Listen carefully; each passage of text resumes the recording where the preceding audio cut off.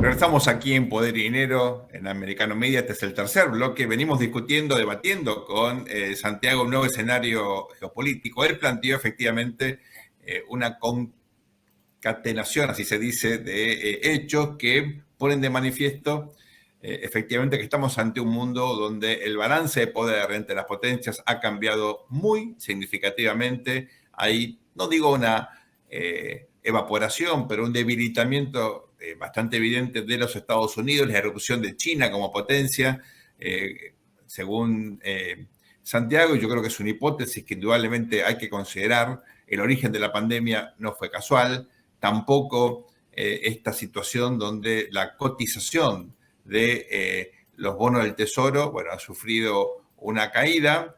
En parte esto tiene que ver con este cambio en la cartera de China, el Tesoro chino, que tenía muchos bonos de Estados Unidos. Recordemos, esto tiene que ver sobre todo con el financiamiento del déficit fiscal, y también con un hecho muy importante, y es que Estados Unidos durante muchos años tuvo una balanza comercial deficitaria, y eso lo fue compensando en parte justamente con inversión extranjera, en particular, pero no solo de China, en la compra de títulos públicos y también de otros instrumentos financieros. Aquí la pregunta, Santiago, entonces es la siguiente.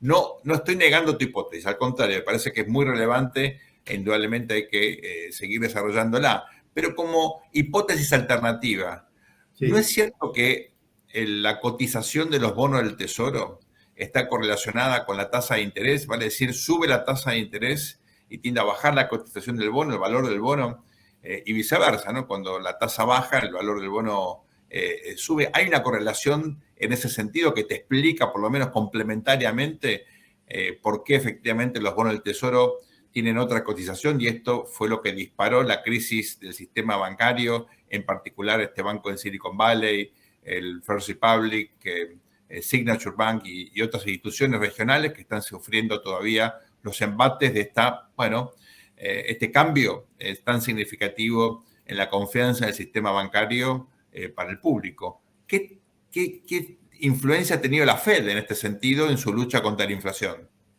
No, pues sin ninguna duda tuvo la influencia y además los dos elementos se han sumado. Pero mira, yo una vez en mi carrera tuve una experiencia con un dirigente que había sido corredor de alto desempeño, ¿no? En una categoría.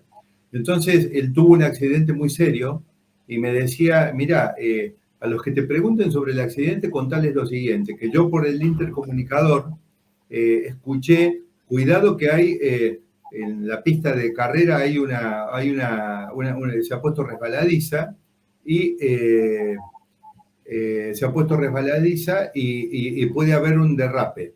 Como él dijo, como yo sabía que todos los demás corredores también escuchaban eso, yo lo que hice fue, todos van a bajar la velocidad, entonces yo la subo para poder, como venía segundo, para poder llegar a la punta.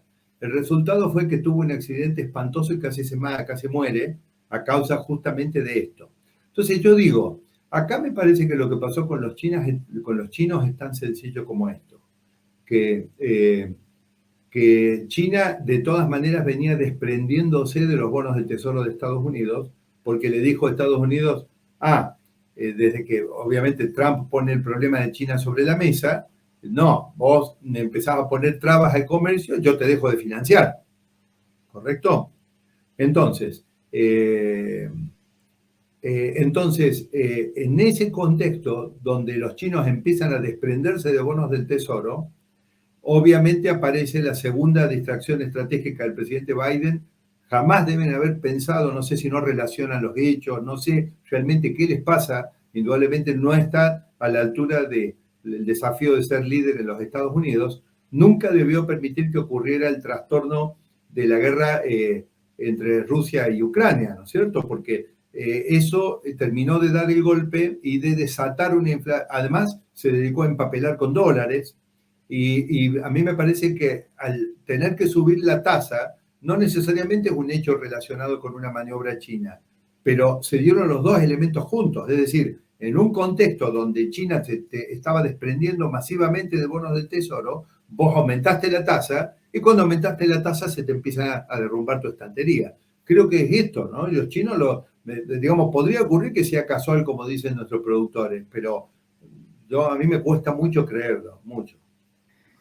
Santiago, esto entonces me permite una reflexión respecto a cómo, en definitiva, lo que pasa en el mundo, lo que pasa en Estados Unidos está interrelacionado. O sea, estamos en un mundo interdependiente.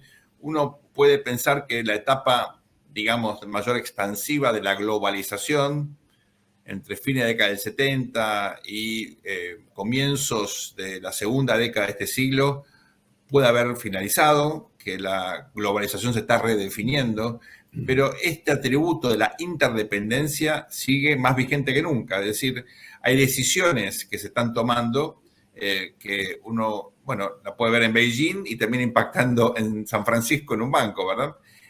Esto nos obliga siempre a tener en cuenta que necesitamos un esquema analítico multidimensional y donde economía y política y lo doméstico y lo internacional están efectivamente muy concatenados, ¿no? Hay interrelaciones a veces no muy evidentes, difíciles de precisar, que me parece están explicando estos acontecimientos.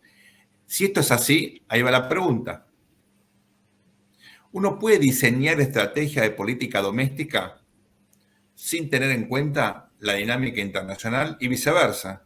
Uno puede pensar en estrategias de involucramiento internacional, ya no pienso solamente en Estados Unidos, sino en países medianos o relativamente más pequeños como los que tenemos en la región, en América Latina. Uno puede pensar lo internacional sin priorizar el interés nacional, sin tener en cuenta cuáles son los objetivos más fundamentales en una estrategia de desarrollo. Me parece, Sergio, que, a ver, primero, si vos sos Estados Unidos es una cosa, si no sos Estados Unidos, hablo en América, digamos, en todo el continente, desde Alaska hasta Tierra del Fuego, es otra cosa, ¿no es cierto? Porque obviamente los Estados Unidos son los hacedores en gran medida del mundo. Mirá nada más, cada vez que aumenta la tasa de la FED, al día siguiente tenés al Banco Central Europeo, al Banco de Inglaterra, al Banco de Japón, todos tocando la música con la partitura que les baja la FED. De manera que el liderazgo de Estados Unidos existe y yo creo que en este caso, digamos, Estados Unidos casi que hasta podría, sí es quien puede analizar equilibradamente y disponer un plan en función de sus intereses internacionales y al mismo tiempo de su política local.